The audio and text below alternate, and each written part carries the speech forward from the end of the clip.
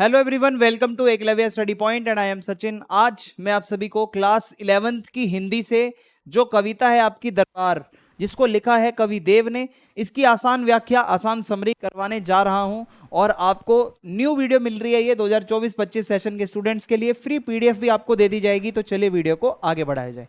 अगर आपकी कोई भी क्वेरी होती है तो आप इंस्टा पे मैसेज करके पूछ सकते हैं, और अगर आपको हमारे फ्री पीडीएफ नोट्स को डाउनलोड करना है तो उसके लिए आप हमारे टेलीग्राम चैनल पे आइए और वहाँ पे आप नोट्स को पढ़ पाएंगे पीडीएफ के रूप में। तो टेलीग्राम चैनल है क्लास 11 ESP। इसके अलावा हम अपनी वेबसाइट पे भी क्वेश्चन आंसर्स और चैप्टर वाइज नोट्स डालते हैं, जो कि है www.eklavyastudypoint.com। तो अब हम आगे बढ़ते हैं। तो आज जो दरबार कविता है जिसको हम पढ़ते हैं, इसमें क्या लिखा है।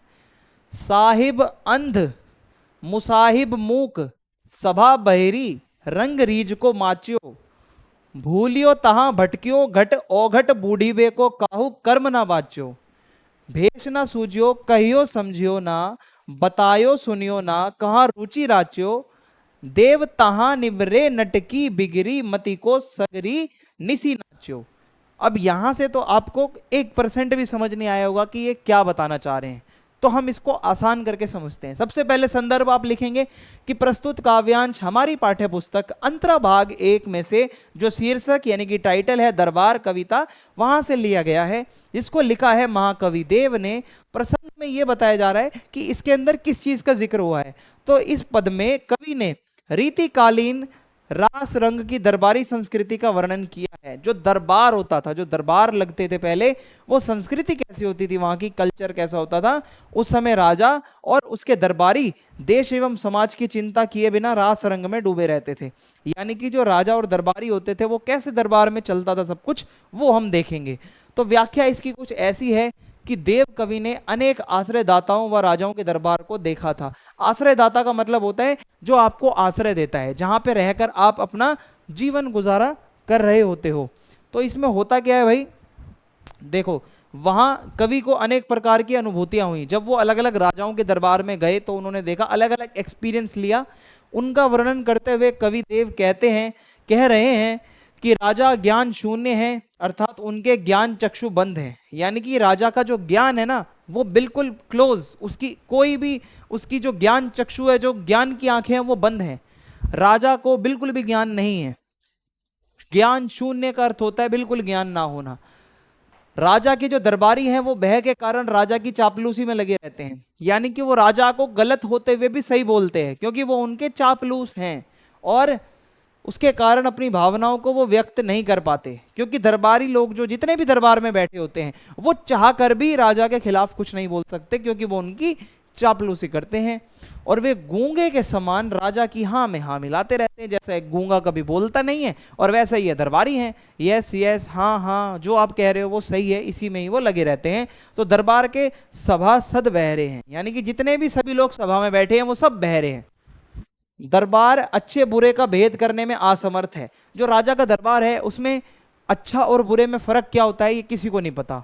और दरबारी एवं राजा कलाकारों के सौंदर्य एवं कला की पारखी नहीं है। जो कलाकार वहां पे अपनी कला का प्रदर्शन करते हैं, वहां के दरबारियों को और वहां के राजाओं को नहीं पता कि वो कला का जो एक क्या कहते हैं कि कैसे उसकी जजमेंट होती है, उसको परखा कैसे जाता है। क्योंकि राजा और उसके दरबारी भोग विलास में डूबे रहते हैं, ऐसो आराम में डूबे रहते हैं, मजे लेते हैं। तो वे कला की गहराई में जाना ही नहीं चाहते। वो बस देख रहे हैं कि नृत्य चल रहा है और मजे ले जाओ। मतलब फर्क नहीं है क्या कला है, कौन सी कला है, क्या उसके पीछे का वो है, कुछ नहीं, बस ऐश करो।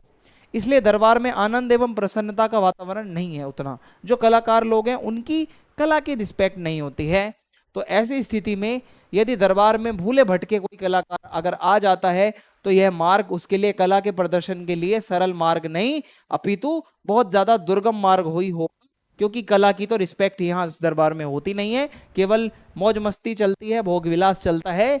क्योंकि दरबार में कलाकार की कोई कद्र नहीं होगी, कोई उसका साथ नहीं देगा।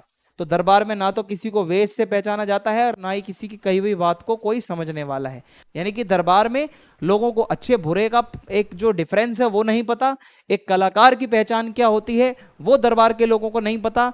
दरबार के लोग और राजा बिल्कुल अपने भोग विलास में डूबे हुए हैं, अपने मौज मस्ती में मस्त हैं, किसी को किसी की कला की कदर नहीं है। ये बताया जा रहा है इसके अंदर। कोई कुछ बताना भी चाहे तो दरबार में उससे कोई सुनता नहीं है, राजा जो बोलेगा बस उसी को सुना जाएगा।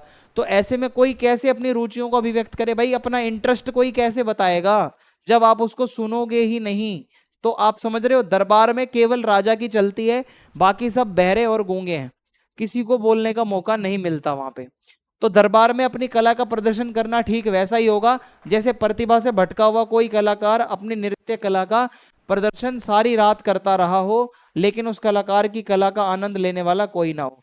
मींस जंगल में मोर नाचा किसने देखा, ऐसा समझ लो कि आप कितना भी अच्छा कर लो, आपकी वहां पे कदर होनी नहीं है, क्योंकि वो लोग जो है दरबार में जो बैठे हैं वो कला की कदर नहीं करते, वो केवल और केवल मनोरंजन के एक उद्देश्य से वहां पर बैठे हैं। ठीक है, तो इसी के साथ छोटा सा पद था ये भी खत्म होता है। दरबार की संस्कृति का वर्णन था कि एक टाइम दरबार कैसे हुआ करते थे रीतिकाल में, कि जब कोई कलाकार आता था तो उसकी कला का जो है एकदम बिल्कुल भी आप समझ लो कोई परख कोई करने का वही सामर्थ्य नहीं रखता था, सिर्फ हर कोई भोग विलास ऐशो आराम में मस्त था।